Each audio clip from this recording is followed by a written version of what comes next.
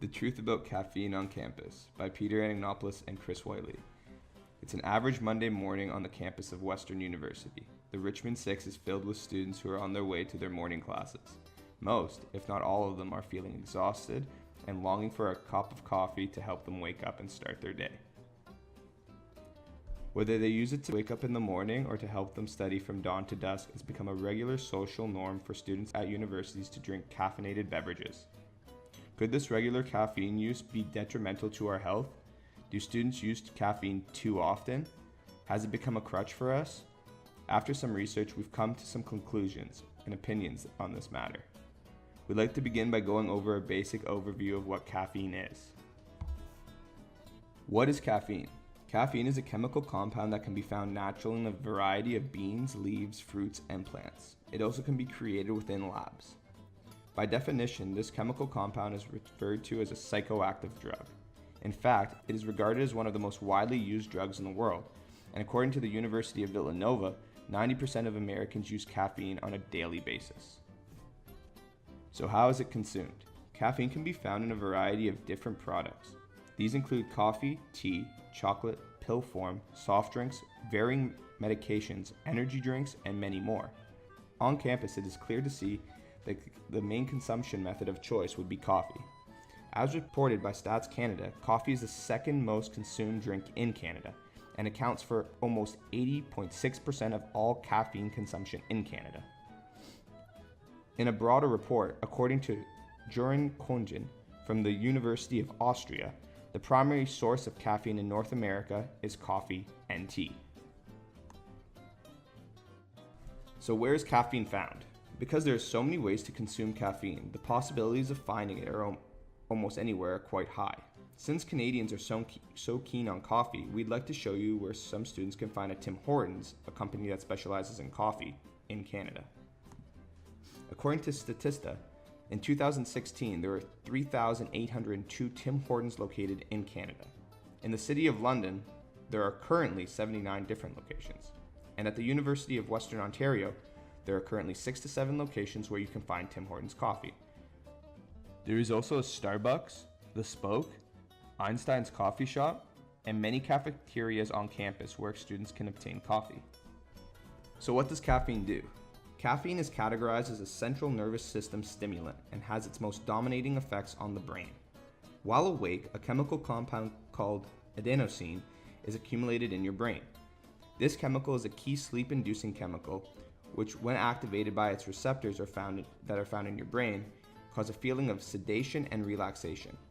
Caffeine is known as an adenosine receptor antagonist. This means by consuming caffeine, your adenosine receptors become blocked. This allows adenosine from reaching the receptors, thus leaving the individual without a feeling of sedation or relaxation. Why do people use it? The chemical reactions that caffeine causes in your brain provides users with the feeling of being more alert, active, focused, energetic, and happy. These effects are desirable, especially to students who are looking for a pick-me-up or for when they are trying to study. A report done by the University of New Hampshire found that 69% of students use caffeine while doing schoolwork or studying.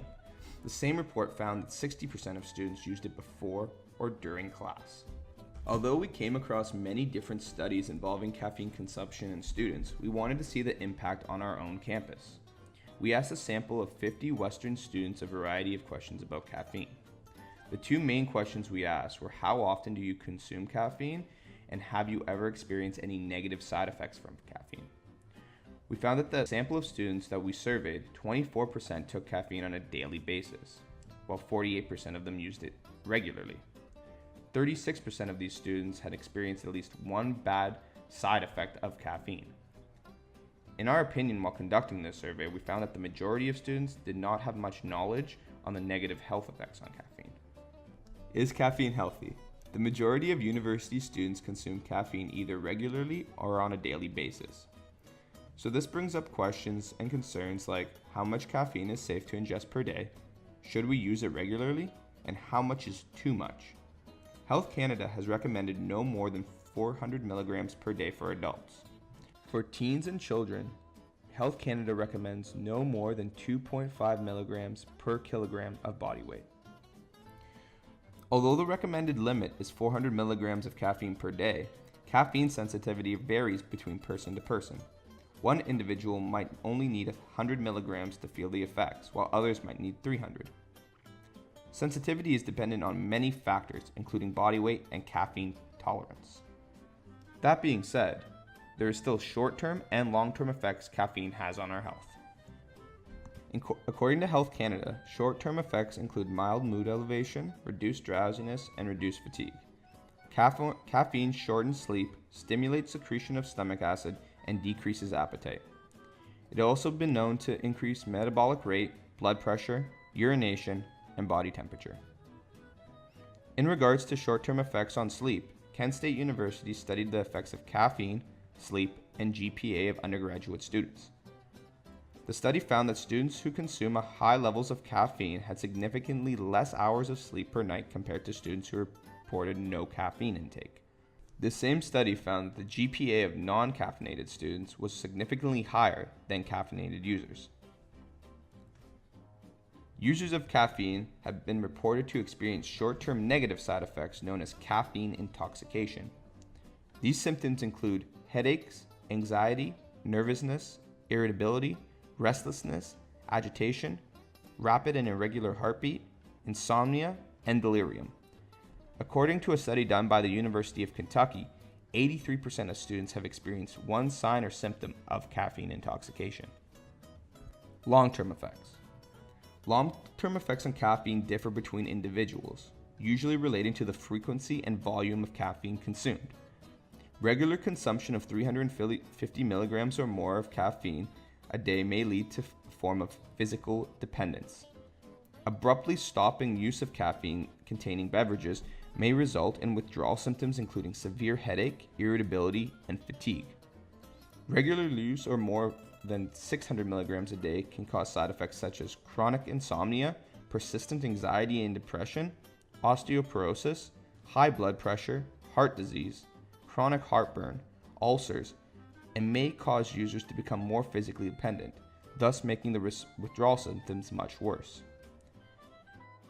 In regards to dependence and withdrawal, a Johns Hopkins study that reviewed over 170 years of caffeine withdrawal research found that, in general, the more caffeine consumed, the more severe the withdrawal symptoms are likely to be. But as little as one standard cup of coffee a day can produce a caffeine addiction. There are a variety of ways that frequent caffeine consumption can impact our mental and physical health. The current practices of students seems to be flawed and should be reevaluated. Now I'll finish up by discussing some potential short-term and long-term solutions to reducing caffeine intake among university students, followed by a conclusion. These short-term solutions, created by us and outside sources, focus purely on reducing caffeine intake and not on solving the underlying issue. The University of Kentucky suggests that more knowledge is needed and that study participants appear to be lacking some important information about caffeine. When teaching health classes, teachers and college health professionals should include the health effects of caffeine as they do fat intake and alcohol consumption. Some of the topics that should be included are how to read labels and calculate daily caffeine consumption, health effects of caffeine, both positive and negative, how much is too much, and the amount necessary to maintain an alert state. We took this a step further and suggest nutrition labels should clearly disclose the amount of caffeine in each drink so that daily limits are easier to track. On campus, coffee shops should consider removing extra large options for caffeinated drinks. People, when given larger portions, will consume up to 30% more than if given a smaller portion size. You might normally be apprehensive to finishing a 20-ounce venti Starbucks coffee, but might easily consume over 20 ounces if the coffee is placed in the larger 30-ounce cup. Lastly, Western could provide more healthy and low-cost food options on campus. Students might simply not realize that they are low on calories while studying for long hours at the library. This could be the cause of their low energy, not a lack of caffeine. As we discussed in class, our bodies desire simple carbohydrates as a quick fix to increase periods of stress. Easily accessible, healthy food might not completely counteract this biological craving, but there is a chance students will reach for a quinoa salad instead of that donut and coffee if they have the opportunity. The previous examples attempt to reduce consumption, but don't change the reason why people start drinking coffee in the first place, before it becomes a habitual action. Caffeine consumption on campus is indicative of a larger issue than a general lack of energy. Through our on-campus interview with coffee drinkers, we believe that students' stress levels are the greatest factor in sporadic caffeine use, given the increased amount of pressure during certain periods in the semester. Reducing acute stress caused by long study hours during exam periods would most likely lead to a decreased desire for caffeine.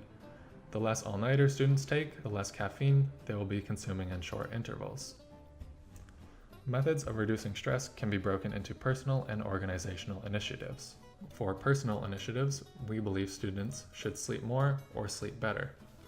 As discussed in class, sleep contributes to neurological functioning. Poor sleep can lead to increased stress and negative emotions, even possibly triggering depression and anxiety disorders. Maintaining a regular study schedule and reducing procrastination will help create a balanced workflow state. Students should also take deserved time to enjoy hobbies and communicate with friends. As quoted by Susan Pinker, psychologist graduate of McGill University and social science columnist for the Wall Street Journal, face-to-face contact releases a whole cascade of neurotransmitters and, like a vaccine, they protect you now, in the present, and well into the future. So simply shaking hands or giving someone a high five is enough to release oxytocin, which increases your level of trust, and it lowers your cortisol levels, so it lowers your stress. Moving into organizational tactics to reduce student stress, Western could offer multiple options for student evaluation.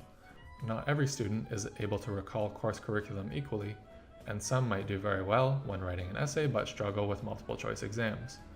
In a similar notion, we could offer 2 to 3 exams throughout the semester to avoid back-to-back exams.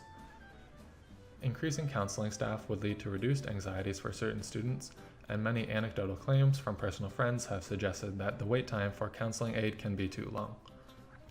Lastly, we could create a mandatory, solely attendance-based course in stress reduction, proper sleep and nutrition hygiene, and other wellness topics, kind of like this class. A course like this would likely benefit Western financially as well. If students are better equipped to deal with health issues personally, less medical and counseling staff would be needed on campus.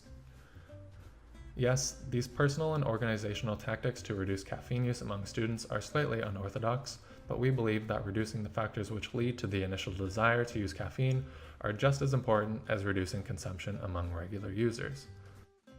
To wrap things up, due to the nature of caffeine addiction, habitual consumption is common among 78% of college freshmen, as noted by Dr. Melody Noland at the University of Kentucky. However, young people are likely to consume caffeine because of certain stressors. Many university students begin consuming caffeine shortly after entering post-secondary. Thankfully, caffeine is not an immediately important issue when compared to those of drunk driving, suicide, and others. Caffeine is likely a signifier for more complicated health issues of stress and poor personal hygiene. Caffeine is also self-perpetuating in its harmful effects. It often leads to worse sleep, for example, which will then require an increased amount of caffeine to fix the following day. Short-term solutions would likely reduce overall consumption among students, but the ultimate goal would be to create a healthy study environment where people aren't pressured to use caffeine in the first place.